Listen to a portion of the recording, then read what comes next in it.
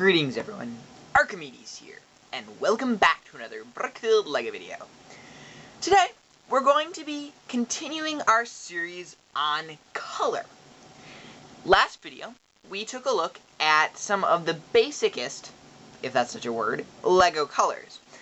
Now today, we're going to be talking about a particular class of colors, so to speak. Certain colors that we use as the base for our models. So, let's get started, shall we? But just what do I mean by base colors? Well, I think I can best demonstrate that with this little car model here. And before you say it, yes, I know it looks pathetic. Okay, as you look at this model, you'll note that I used white as the base color.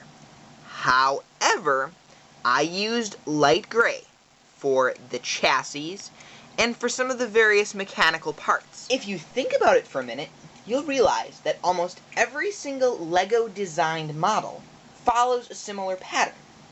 They choose one or two or three colors for the main colors of the model. But then, for the mechanical parts, or for parts that are not as flashy, that just simply sit in the background and provide support, or background, they usually choose a different set of colors, a black or a gray, for example. This is what I'm talking about when I say base colors. So, with that terminology in mind, and this little car out of the way, let's get started taking a look at some base colors. I believe that there are two classes of base colors. There are the natural bases and the mechanical bases. And I believe that they are used in two slightly different contexts. On the right here, we have the mechanical bases. Light gray, dark gray, and black. If you think about it, almost every single vehicle, car, or futuristic spaceship uses one of these three colors as that base. On the left, we have the natural bases. Now, LEGO doesn't as often create nature-y models with trees and plants and grass and earth as much as they make vehicles. So, models with these pieces, at least that are designed by LEGO, are slightly less common. However, light tan makes a great sand, dark gray is a great rocky color, and brown here is, well, dirt. But now you ask me, why should I use base colors in the first place in my models? I mean, why wouldn't it look better just to make a pure white little car, as opposed to adding that gray stripe at the bottom? I could simply say that using base colors add an atmosphere to your models. But, Arci, what do you mean by that? The best way I can tell you is just to show you. So, just take a look at something with me, would you? Here we have our basic LEGO blue. Now, as a color in and of itself, it's a very nice color, but it kind of is ambiguous, for lack of a better word. This blue doesn't really fit in too perfectly with any color scheme. Personally, I can't imagine any planes or aircraft or vehicles being made of this color, and I can't really imagine this color in the natural world too well. I mean, after all, have you ever seen pure blue water like this? This really bright blue? If you wanted to make a river, for example, with a boat flowing down it, for example, you might be thinking, do I really want to use blue as the base for my river? I mean, I have a lot of it, but it doesn't really look right. Now, let's place this blue up against the three natural bases. As you look at it now, I think the blue just looks a little less intense. As you compare it against the tans or the browns or the grays, it seems to mellow out a little bit. And I think it looks a little more natural, don't you agree? Or let's say you want to build a giant blue race car. If you built it completely out of this color blue, I think it would be just a bit garish, and I personally wouldn't like it too much. Maybe that's me. However, if you simply place this blue up against these three, the mechanical bases, I think it suddenly looks a lot better. It kind of reminds me, it's a little more spray painted. I think it looks a lot more mechanical. It fits into the more modern world. Don't believe me? Try it out for yourself. Grab the natural bases and the mechanical bases and compare some different colors with them.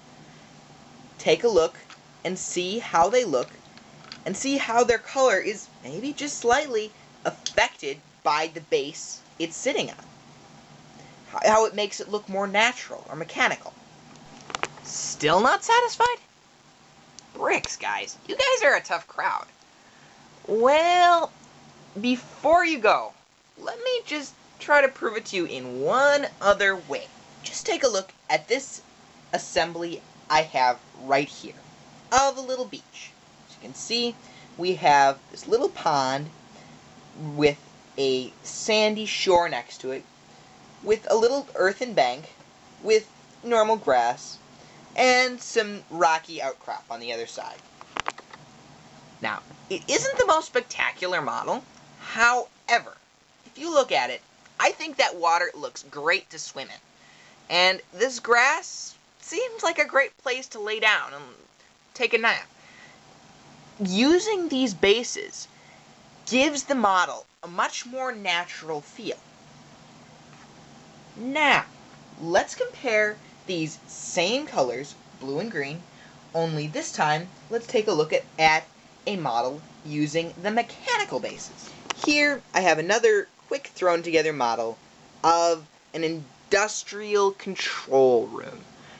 Now, as you can see, the mechanical bases, dark gray and black, abound. However, you can also see accents of blue and green.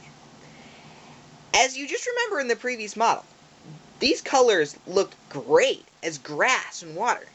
However, in here, they fit right at home in this much more industrial mechanical design.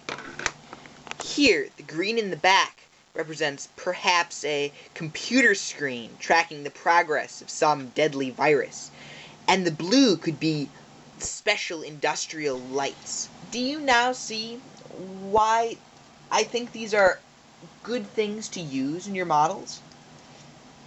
Simply adding a few of the bases, just a few grays and blacks or tans and browns, create an atmosphere for a model. A background that, when combined with some of the more robust LEGO colors, gives them a certain personality in the model, makes them fit better into the environment.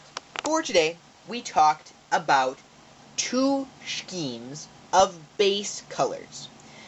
The mechanical bases, which are very metallic and man-made, and the natural bases, which are much more earthy. When we use these colors in our models, for example, as background natural details, like boulders, or for example, as mechanical parts, like a chassis or engines, these details provide a certain atmosphere for our models. When combined with the main colors in our model, these base colors help to tell the story of your model, to help the viewer understand what you want that model to say.